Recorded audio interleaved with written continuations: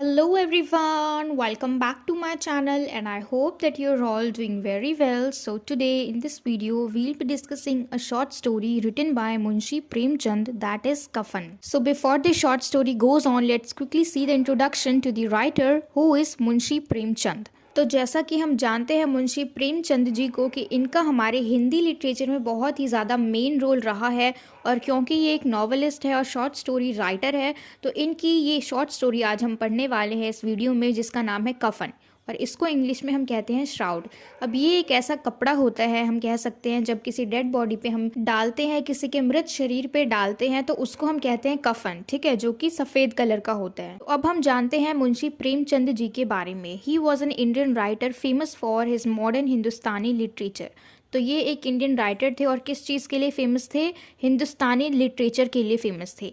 And he was a pioneer of Hindu and Urdu social fiction. और ये हिंदू और उर्दू सोशल फिक्शन के पाइनियर थे, यानी leader sort of. And he was one of the first authors to write about caste hierarchies and the plights of women and labourers prevalent in the society of late 1880s। और ये पहले ऐसे author थे जिन्होंने caste hierarchies और plight of women's और labour के बारे में अपनी राइटिंग्स के थ्रू रिप्रेजेंट किया उनकी हालत को, ठीक है। यानी जो महिलाएं थी 1880s के टाइम में, वहाँ के समाज में 1880s के टाइम में जो महिलाएं थी उनकी क्या दुर्दशा थी, कास्ट के बारे में बताया। और जो लेबर्स थे यानी मजदूर थे, उनकी हालत के बारे में इन्होंने अपनी राइटिंग्स के थ्रू बताया। And he was born on 31st of July in 1880 and died on 8th of October in 1936। तो इनका जन्म हुआ था 1880 में और इनकी मृत्यु हो गई थी 1936 में। And his pen name is Premchand and Nawab Rai. तो इनका पेन नेम क्या है? प्रेमचंद और नवाब राय। तो इन दोनों नाम से हम इनको जानते हैं, ठीक है। So it's all about the writer. अब हम चलते हैं इस पूरी कहानी के थीम पे कि ये जो कहानी है कफन, इसके थीम क्या क्या हैं।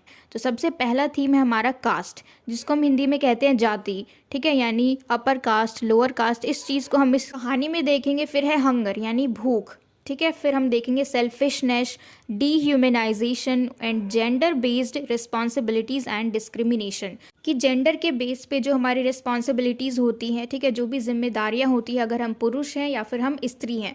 उसके बाद डिस्क्रिमिनेशन, जो भेदभाव होते हैं इन दोनों के बीच, पुरुष और महिलाओं के बीच जो भेदभाव होते हैं, उसको भी हम इसमें देखने वाले हैं। तो ये था हमारा थीम। अब हम देखते हैं हमारे मेन कैरेक्टर्स। तो सबसे पहला मेन कैरेक्टर है हमारा घीसू, उसके बाद उसका बेटा माधव, उसके बाद माधव की वाइफ बुधिया, ठीक है। तो ये तीन हमारे मेन कैरेक्टर्स हैं इसमें, और ये लोग चमार जाति से बिलोंग करते हैं, चमार, ठीक है। तो देखो इस कहानी की शुरुआत कैसे होती है कि अभी बहुत ही ज़्यादा ठंड पड़ी हुई है, ठीक है, बहुत ही ज़्यादा सर्दी का मौसम है और रात का वक्त है, और घर के बाहर इनकी जो झोपड़ी है, झोपड़ी के अंदर बुधिया लेटी हुई है। And she is pregnant and she is crying, ठीक है, वो कराह रही है, वो आवाज़ लगा रही है, मदद के लिए बुला रही है। और उसी झोपड़ी के बाहर कौन बैठा हुआ है? घीसू और माधव। ये दोनों बाप बेटे झोपड़ी के बाहर बैठे हुए हैं आग जला के, और वहाँ पे आलू पका रहे हैं, ठीक है। और आलू पकाते पकाते ये लोग कुछ कुछ बात कर रहे हैं, और क्योंकि घर के बाहर ही बैठे हुए हैं, झोपड़ी के बाहर ही बैठे हुए, तो इन्हें बुधिया की आवाज़ बिल्कुल साफ साफ सुनाई दे रही है कि वो अंदर दर्द में तड़प रही है, लेकिन कोई भी उस आग के पास से उठ के जाना नहीं चाह रहा है क्योंकि बहुत सर्दी है, ठीक है, हवाएं चल रही हैं, और ये लोग झोपड़ी के बाहर बैठ के आलू पका के खा रहे हैं। और ये आलू कहाँ से लाए? किसी के खेत से चुरा के लेके आए हैं, ठीक है। अब जैसे जैसे बुधिया जो है वो आवाज़ लगा रही है, वो तड़प रही है किस तरीके से, और इसकी आवाज़ इन दोनों को सुनाई दे रही है। तो घीसू माधव को बोलता है कि जाके देख क्या कि क्या हुआ उसे, कहीं मर तो नहीं गई। इस तरीके से वो लोग उसके लिए बोलते हैं, लेकिन ये जो माधव है ये उठ के नहीं जाता, क्योंकि इसके मन में एक ही चीज़ है कि अगर मैं उठ के जाऊँगा तो कहीं ये मेरे हिस्से का आलू भी ना खा जाए। क्योंकि ये लोग क्या कर रहे हैं, लालच की वजह से आलू को ठंडा भी नहीं होने दे रहे, गरम गरम निकाल के खा रहे हैं, और कई बार इनका जो मुँह है वो जल गया। तो अब ये दोनों ही यहाँ से नहीं उठ के जाना चाह रहे, क्योंकि दोनों को ही डर है कि अगर कोई एक उठ के गया तो दूसरा वाला सारे आलू खा जाएगा, ठीक है। तो यहाँ पे देखो लालच को ये लोग प्रायोरिटी दे रहे हैं, अपनी भूख के बारे में सोच रहे हैं, ठीक है। हंगर को हम यहाँ पे देखेंगे क्योंकि दोनों ही उठ के नहीं जाना चाह रहे, क्योंकि दोनों को ही डर है कि अगर कोई एक उठ के गया तो दूसरा वाला आलू खा जाएगा। लेकिन वो लोग ये नहीं सोच रहे हैं कि आलू को छोड़ो, अभी अगर बुधिया बीमार है तो उसको देख के आ जाए। लेकिन दोनों में ही ये चीज़ है हंगर, क्योंकि ये हंगर ही है जिसने इन दोनों को अंदर जाने से रोक रखा है, ठीक है। हंगर की वजह से ही ये दोनों अंदर नहीं जा पा रहे, बुधिया की हेल्प नहीं कर रहे हैं। क्यों? भूख की वजह से। अब देखो इन दोनों के कैरेक्टर के बारे में हम जान लेते हैं थोड़ा सा। घीसू और माधव ये दोनों बाप बेटे हैं, ठीक है। माधव की वाइफ है बुधिया, ठीक है। तो घीसू इसका पिता है। अब ये बहुत ज़्यादा लेजी है, lack of shame, guilt and ethics, यानी इसके अंदर ज़रा से भी शर्म नहीं है। अगर कुछ गलत काम कर दे, कहीं से चोरी कर ले, तब भी इसको मतलब जो भी ये करता है उसके लिए इसको गिल्ट बिल्कुल भी फील नहीं होता। और एथिक्स उसूल तो है ही नहीं इसके, यानी कभी भी कहते हैं ना गिरा हुआ इंसान, तो इस तरीके का इंसान है। और इसमें हम देखेंगे कि कोई इंसान कितना ज़्यादा गिर सकता है, ठीक है। क्योंकि अंदर देखो बुधिया तड़प रही है और ये दोनों मज़े से बाहर आलू पका के खा रहे हैं। तो यहाँ पे हम देख सकते हैं कि इनके अंदर कितनी ज़्यादा लैक ऑफ शेम, गिल्ट और एथिक्स है, ठीक है। अगर यहाँ पे कोई अच्छा इंसान होता, उसके अंदर इंसानियत होती, तो वो खाने को छोड़ के इंसान को बचाते। लेकिन ये लोग मरते हुए इंसान को छोड़ के, तड़पते हुए इंसान को छोड़ के, इनका सारा ध्यान खाने पे है। उसके बाद हम देखेंगे शिरकर, ये लोग बहुत ज़्यादा कामचोर भी है। अब घीसू ऐसा इंसान है कि अगर ये एक दिन काम करता है तो 4-5 दिन तक छुट्टी ले लेता है और आराम करता है, ठीक है। और माधव एक ऐसा इंसान है, अगर ये आधे घंटे काम करता है तो पूरे 1 घंटे तक चीलम पीता है। और ये दोनों एकदम से कसम खा लेते हैं कि अगर घर में एक मुट्ठी भी अनाज है तो 4-5 दिन तक ये काम पर ही नहीं जाएंगे। और अगर ये लोग काम पे जाने का वादा करते हैं तो फिर नहीं जाते, क्योंकि इनके अंदर आलस भी बहुत ज़्यादा है। ये दोनों बाप बेटे आलसी हैं और कामचोर हैं, लैक ऑफ शेम, गिल्ट और ethics, and they are both shirkers who would rather go hungry than earn their bread through hard work. यानी ये लोग ऐसे हैं कि भले ये भूखे रह जाएं लेकिन काम नहीं करेंगे, लेकिन जॉब नहीं करेंगे। Ghisu has 9 sons but Madhav is only the one who stays with him. Ghisu के 9 बेटे हैं लेकिन माधव ही है जो इसके साथ रहता है। Ghisu might look a poor farmer suffering in the hand of destiny, but it's more because of his own laziness, slacking attitude that he has left to rot। अब देखो घीसू जो है ये एक गरीब सा किसान नज़र आता है, और हम देखते हैं कि किस तरीके से ये इकोनॉमिकली और फाइनेंशियली सफ़र करता है। और हम ऐसा नहीं कह सकते कि ये इसकी किस्मत है, ठीक है। क्यों? क्योंकि ये लेज़ी है। अगर ये हार्ड वर्क करे, अगर ये किसी के खेत में जाके काम करे, किसी की ज़मीन पे मजदूरी करे, तो शायद ये अपनी किस्मत को बदल सकता है। तो हम ऐसा नहीं कह सकते कि इसकी किस्मत ऐसी है, लेकिन ज़्यादातर ये इन चीज़ों से सफ़र क्यों करता है? क्योंकि ये लेज़ी है, ठीक है। इसका जो स्लैकिंग एटीट्यूड है ना, क्योंकि ये आलसी है, तो इसलिए ये ऐसे ही रहता है, ऐसे ही सफ़र करता है अपनी इन सारी परेशानियों से। And being an old slacker, he's too optimistic on his survival as he feeds not just on the food stolen or given out of compassion, but the human weakness of compassion। अब देखो क्योंकि ये old स्लैकर है, यानी एक ऐसा इंसान जो बहुत ही ज़्यादा बूढ़ा है, ठीक है, और आलसी है, तो अपने सर्वाइवल पे, क्योंकि इसने देखो अपनी पूरी ज़िंदगी कैसे बिताई, कहीं से चोरी करके किसी के खेत से मटर उखाड़ लाता, किसी के खेत से आलू उखाड़ लाता। तो ऐसे ही कर करके ये अभी तक जिया, ठीक है, क्योंकि अब इतना बूढ़ा हो चुका है, तो ऐसे ही करके ये अभी तक जिया। और इसके अंदर जो पॉजिटिव एटीट्यूड है वो क्या है कि अरे भगवान करा देगा, मेरे 9 बेटे थे, मैंने आज तक काम नहीं किया देखो, पर फिर भी आज तक ज़िंदा हूँ, आज तक खाने की कमी नहीं हुई। तो कहीं ना कहीं से ये चुरा लेता है या फिर कोई ना कोई इसे दे देता है आउट ऑफ कंपैशन। क्योंकि इंसान जो है उसके अंदर इंसानियत होती है, उसके अंदर दया भावना होती है, तो वो मदद कर ही देते हैं, तो इसका कहीं ना कहीं से गुजारा हो ही जाता है। And he is also an untrustworthy slacker. अब ऐसा इसके लिए क्यों कहा गया? क्योंकि देखो एक तो ये गरीब है, ठीक है, अब अगर इसको कोई काम पे बुलाता है तो ये जाता नहीं है, और गांव के लोग भी इसको बहुत मजबूर होकर बुलाते हैं जब उनके पास कोई नहीं होता काम पे, तो इसलिए इसको बुलाते हैं। और ये वादा करता है और वादा करने के बाद भी नहीं जाता, हालांकि वो भी इसको काम पे नहीं रखना चाहते, क्योंकि वो लोग अच्छी तरीके से इसे जानते हैं कि ये कितना कामचोर है, कितना ढीला काम करता है, इसलिए वो लोग नहीं बुलाना चाहते, लेकिन मजबूरी में इसे बुलाते हैं और ये उसके बाद भी नहीं जाता। तो यानी ये बिल्कुल भी भरोसे के लायक नहीं है और बहुत ज़्यादा आलसी है। And he loves his son and has raised him almost as his own prototype but doesn't feel any special affection for his daughter-in-law। अब देखो ये अपने बेटे से तो प्यार करता है और उसको किस तरीके से इसने रेस किया है, अपनी ही तरह, जिस तरीके से ये चोरी करके खाता है ऐसा ही इसने बिल्कुल सेम बना दिया माधव को भी, ठीक है। तो ये अपने बेटे से तो प्यार करता है, लेकिन इसके पास ज़रा सी भी अफेक्शन नहीं है अपनी डॉटर इन लॉ के लिए। यानी हम कह सकते हैं कि जिस तरीके से ये लोग बाहर बैठ के मज़े से खा रहे हैं आलू पका पका के, और अंदर से आवाज़ आ रही है बुधिया के तड़पने की, और इनके ऊपर कुछ भी असर नहीं हो रहा, ठीक है, कि वो कितना दर्द में है।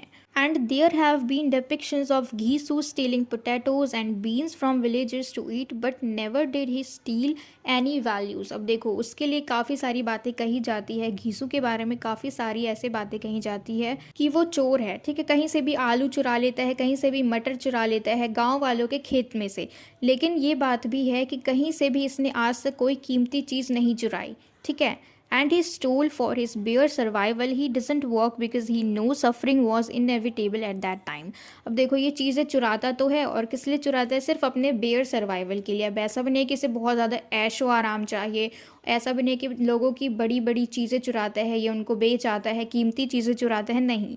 ये सिंपल छोटी छोटी चीज़ें चुराता है जिससे कि इसका रोज़ की जो ज़िंदगी है ना, इसकी रोज़मर्रा की ज़िंदगी वो चल जाए, ठीक है, इसे खाने के लिए मिल जाए, बस इसे इतना ही चाहिए और ये इतना ही चुराता है। और क्योंकि ये कुछ भी काम नहीं करता, क्योंकि इसे पता है कि सफरिंग जो है ये इम्पॉर्टेंट है, क्योंकि ऐसी इसकी ज़िंदगी है, क्योंकि ये कुछ काम नहीं करता तो ये सफ़र करना डिज़र्व करता है, ये बात इसे मालूम है। तो ये दोनों ही झोपड़ी के बाहर बैठे हुए हैं आग के पास और आलू पका के खा रहे हैं, और घीसू माधव को बोलता है कि जाके अंदर देख क्या कहीं मर तो नहीं गई।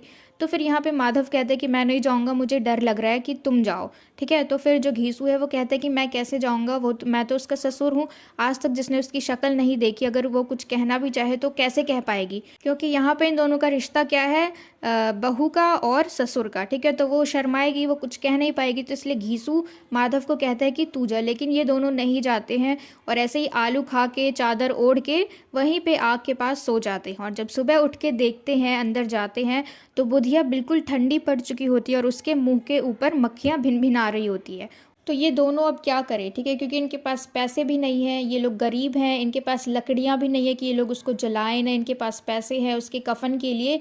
तो अब ये क्या करता है, घीसू ज़मींदार के पास जाता है। अब ज़मींदार जो है ये बहुत अच्छी तरीके से वाकिफ़ है इसके कैरेक्टर से कि ये कैसा इंसान है, इतना धोखेबाज, जब भी काम के लिए वादा करते हैं और काम करने नहीं आता, और उधारी ले रखी है और सबको पता है कि अगर ये उधार ले रहा है तो वापस नहीं करेगा, ठीक है। तो ये बात ज़मींदार को बहुत अच्छे से मालूम है। तो घीसू ज़मींदार के पास जाता है, उसके पैरों में गिर जाता है और उससे मदद के लिए बोलता है। तो ज़मींदार जो है उसको देख के कुछ भी नहीं बोलता, ठीक है, लेकिन उसकी तरफ 2 रुपये फेंक देता है, यानी उसने इनडायरेक्टली हेल्प कर दी, क्योंकि वो इंसानियत है उसके अंदर। देखो गांव के ज़मींदार ने उसे 2 रुपये दिए, अब बाकी लोगों ने भी उसकी मदद करनी शुरू कर दी, तो इसके पास टोटल हो जाते हैं 5 रुपये। अब जैसे ही ये दोनों बाप बेटे माधव और घीसू जाते हैं बाज़ार में दोपहर के वक्त उसके लिए कफ़न लेने, तो वो लोग बहुत सारी दुकानों पे जाते हैं, कहीं पतला कपड़ा मिलता है, कहीं पे अलग अलग वैरायटी के कफ़न मिलते हैं। और फिर ये दोनों ही आपस में बातचीत करते हैं कि जिसने ज़िंदा में आज तक नई साड़ी नहीं पहनी, वो मरते वक्त क्या कफ़न लेगी। तो ये लोग भरी दोपहरी में एक दुकान से दूसरी दुकान घूमते हैं, और देखो क्योंकि बाज़ार में गए हैं तो काफ़ी सारी चीज़ें होंगी, तो वहाँ पे खाने पीने की भी चीज़ें हैं काफ़ी सारी, ठीक है। तो उनकी तरफ देख के ये दोनों ही अपने मन की बातों को भाप लेते हैं और क्या कहते हैं कि चलो आज तक उसने जो नई साड़ी नहीं पहनी, जिंदा में उसने आज तक कुछ नया नहीं पहना, तो मरने के बाद क्या पहनेगी, ठीक है। तो ये दोनों चले जाते हैं दुकान पे और वहाँ पे शराब मंगवाते हैं, मतलब काफ़ी सारी चीज़ें मंगवाते हैं खाने के लिए। और कुछ देर बाद ये दोनों ही शराब में धुत हो जाते हैं। फिर माधव उससे पूछता है कि हम गांव वालों को क्या बोलेंगे कि मेरी बीवी मर चुकी है और हम उसे एक कफन न दे पाए, मतलब ऐसे ही काफ़ी सारी बातें करते हैं। तो घीसू उसको बोलता है कि देंगे, हम उसको कफन देंगे। तो फिर वो बोलते हैं कि हम कैसे कफन देंगे, तो वो कहते हैं गांव वाले देंगे, जिन्होंने हमें ये पैसे दिए हैं वही देंगे, लेकिन इस बार हमारे हाथों में पैसे नहीं आएंगे, वो डायरेक्टली ही कफन देंगे, ठीक है। क्योंकि अब ये लोग क्या प्लान बना रहे हैं कि वो कह देंगे गांव वालों को कि उनके हाथों से ये 5 रुपये खो गए या फिर कहीं गिर गए, तो इसलिए क्योंकि देखो इनके ऊपर तो किसी को विश्वास होगा नहीं जो दोबारा पैसे इनके हाथों में देंगे, तो गांव वाले खुद ही बुधिया को कफन खरीद के देंगे। तो इस तरीके से ये लोग प्लानिंग कर रहे हैं, और ये दोनों ही अभी शराब में बहुत ज़्यादा धुत हैं, ठीक है, बहुत ज़्यादा इन्होंने शराब पी ली है। तो सब कुछ खाने पीने के बाद इनके पास इनके प्लेट में काफ़ी सारी खाने पीने की सारी चीज़ें बच जाती हैं, और उनके पास ही एक भिखारी काफ़ी देर से बैठा हुआ है और उन्हें देखे जा रहा है। तो ये लोग क्या करते हैं, उस भिखारी को वो लेफ़्ट ओवर फूड दे देते हैं जाके, और सोचते हैं कि ये भिखारी भी खाएगा तो बुधिया को दुआ देगा। और ये दोनों भी बहुत ज़्यादा दुआ देने लग जाते हैं कि बेचारी बहुत ज़्यादा अच्छी थी, मरते मरते भी हमें इतना सुख दे के गई, क्योंकि जो भी पैसे थे उसकी कफन के लिए उन्हीं पैसों से इन्होंने इतना अच्छा खाया पिया, शराब पिया। तो ये लोग नशे में तो हैं, लेकिन उसको दुआ दे रहे हैं कि मरते मरते भी हमारा इतना कल्याण करके गई। यही सारी बातें ये दोनों कर रहे हैं और बहुत ज़्यादा शराब में धुत हैं, इसीलिए ये दोनों बातें करते करते वहीं पे गिर जाते हैं। और इसी के साथ हमारी ये कहानी ख़त्म हो जाती है। इसमें हम देखेंगे डीह्यूमनाइजेशन, ठीक है, कि एक ऐसा इंसान जिसको उसके बेसिक क्वालिटी से, बेसिक नीड से दूर रखा जाता है। जिस तरीके से अगर कोई नॉर्मल इंसान भी मरता है तो अगर वो पूरी ज़िंदगी बहुत तरसा, उसने बहुत ज़्यादा सफ़र किया, लेकिन मरते वक्त उसे कफन मिलता है, उसे अच्छे से जो भी प्रोसेस होता है उस तरीके से उसे जलाया जाता है, उसे विदा किया जाता है। लेकिन यहाँ पे हम देखेंगे जो घीसू और माधव ने किया। The story reveals how both Ghisu and Madhav behave in an inhuman and selfish manner by not taking care of Budhya even when she is sick and dying. They are both so involved in themselves and expect to live a better life without even working. अब जैसे कि इन दोनों ने किया, ठीक है, इन दोनों ने, घीसू और माधव ने बुधिया के साथ किया। इन दोनों ने, इनका व्यवहार कैसा था, बिल्कुल सेल्फिश, ठीक है, क्योंकि इन्होंने अपने लिए खाने की सोची, इन्होंने अपने लिए शराब की सोची, इसलिए उसके जो कफन के पैसे थे उन्होंने अपने ऊपर उड़ा दिए, ठीक है। जबकि वो मर रही थी, वो सिक थी, तब भी इन्होंने उसकी हेल्प नहीं की। ये दोनों एक दूसरे में इतने ज़्यादा इन्वॉल्व थे और ये लोग एक्सपेक्ट करते हैं, उम्मीद करते हैं एक अच्छी ज़िंदगी की विदाउट इवन वर्किंग, यानी कुछ काम नहीं करना चाहते लेकिन फिर भी एक ऐसी ज़िंदगी जीना चाहते हैं जिसमें कोई दुख ना हो, कोई तकलीफ़ ना हो। तो इसी के साथ हमारी ये शॉर्ट स्टोरी एंड होती है और मुझे पूरी उम्मीद है कि आपको सब कुछ अच्छे से क्लियर हो गया हो। And if so then please let me know in the comment box if you like this video and share it with your friends as well so that they can get help from it. And don't forget to subscribe my channel. Until we meet in the next video, keep learning.